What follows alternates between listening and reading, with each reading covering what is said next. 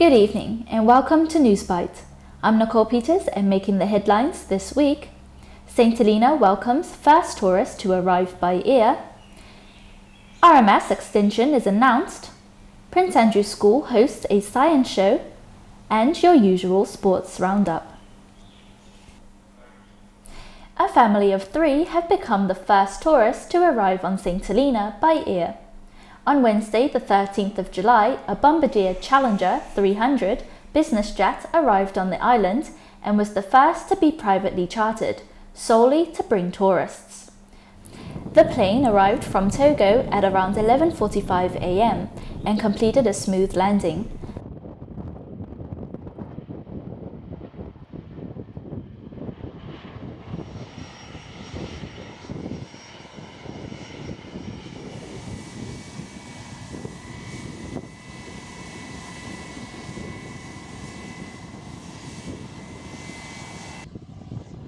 Passengers quickly passed through immigration and left Saint Helena Airport soon after 12.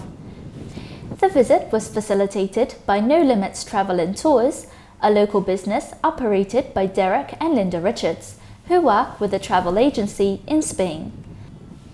The family spent a day experiencing the island, sampling local food, and sleeping in local accommodation. The RMS Saint Helena is now scheduled to run until July 2017, a full year after it was to be decommissioned. The ship was originally meant to retire at the end of its current trip to Cape Town, but now an extension until the 1st of July 2017 has been announced. What this means for the airport is not clear.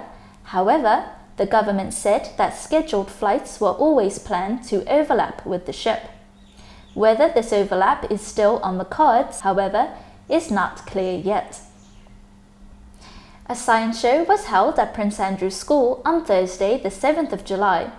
Over 150 people attended the spectacular science show to watch experiments that were hosted by science teachers Brian Germany, Kerry Lawrence, and Dion Yan.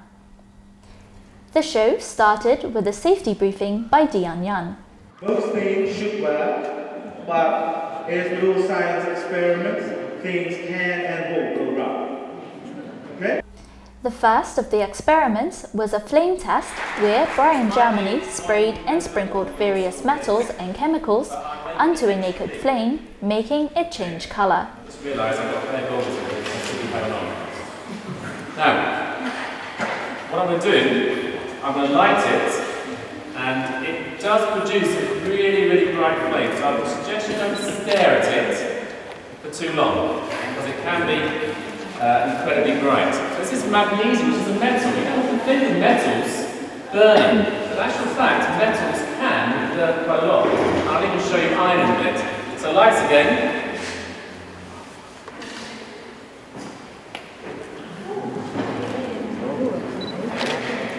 This time I've got iron. If you put an iron nail into a flame, that's not going to burn. You put a kind of a piece of iron, it just doesn't burn. But if you make it very small, like these pieces, watch what happens. Right.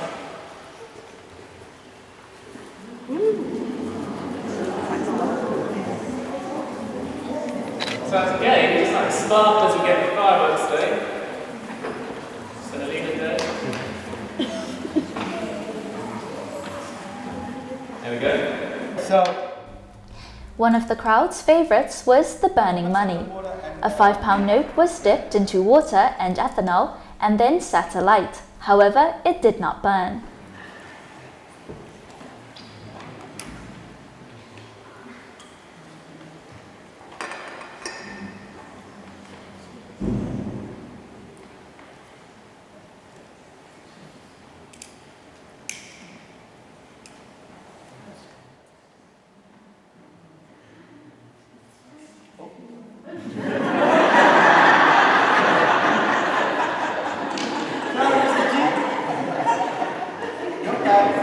Well, we almost got away with it. What if, like I said, we didn't get a chance to practice this one, but as you can see, most of the note is intact.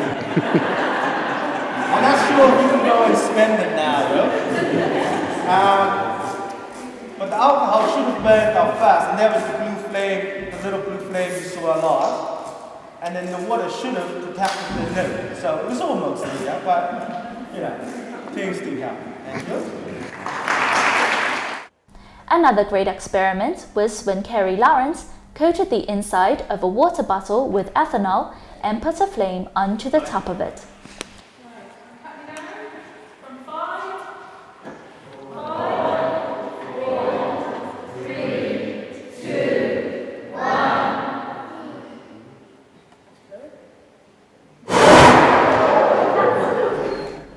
The money raised from the show will now go to Prince Andrew School's PTA. Here now is Hannah Danford with your sports news. Disagreements at the football caused the match to be abandoned after the referee walked off the pitch. Ladies volleyball continued and Gavin Crowey won the only competition at Longwood Golf Club on the weekend. First, football. Only 4 fixtures were completed after the match between Rovers and Hotshots was abandoned, after arguments and scuffles caused the referee to throw down his whistle and walk off the pitch. But more on that story later. On Saturday, Refugees' Sanjay Klingham was then man of the match in his side match against Bellboys. Klingham netted the first goal of the match, but his team could not maintain their lead. Wayne Crowey equalised for Bellboys before Damien Stevens smashed home the winner. Final score, Bellboys 2, Refugees 1. Axes and Wolves produced a highly entertaining 3-3 draw in Saturday's second match. A Cody Thomas brace saw Wolves finish the first half with a 2-goal lead. However, brace from Joseph Curran, Joe the Film Boy, saw Axes work their way back into the match. They then took the lead through a Wolves' own goal, but Jace Williams struck a late equaliser for Wolves. Here are some highlights from that match.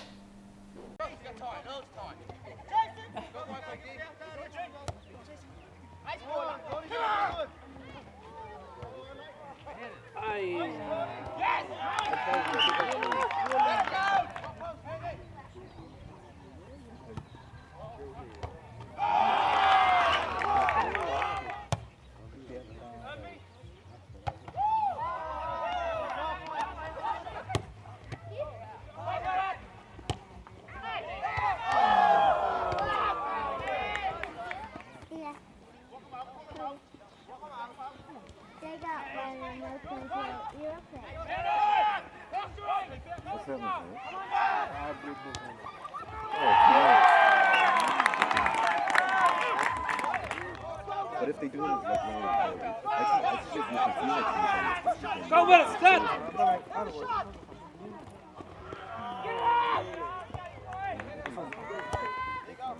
You burn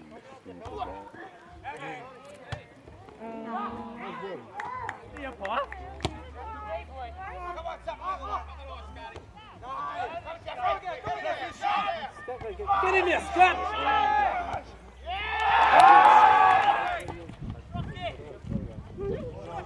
Come on, Jeffrey. Keep on him, come on! Oh, come on! Oh, come on!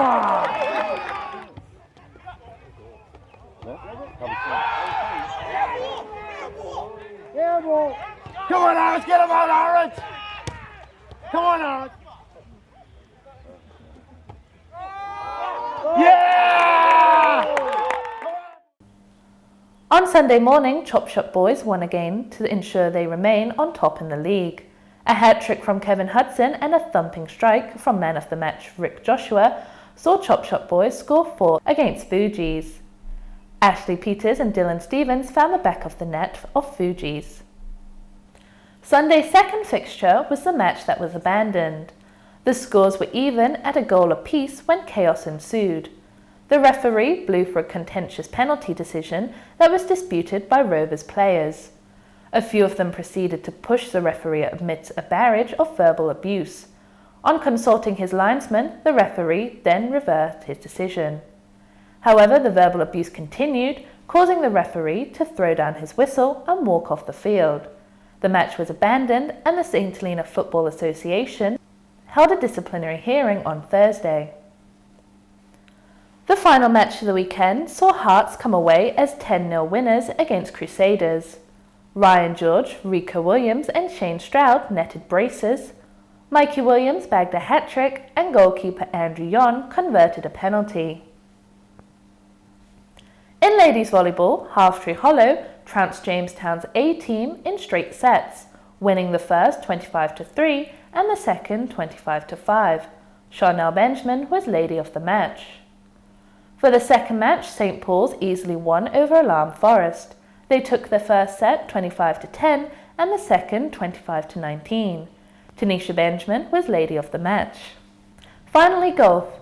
There was just one competition played after Sunday's Greenson was cancelled. Gavin Crowey will see his handicap cut by 1 stroke to 14 after he produced a net 3 under par round of 65 to win the 18-hole stroke play on Saturday. Lawson Henry, who plays with a handicap of 5, was second on a net round of 69. Thanks, Hannah. Well, that's it for this week's Newsbite. Do tune in again next week for more top stories. I'm Nicole Peters, and thank you for watching.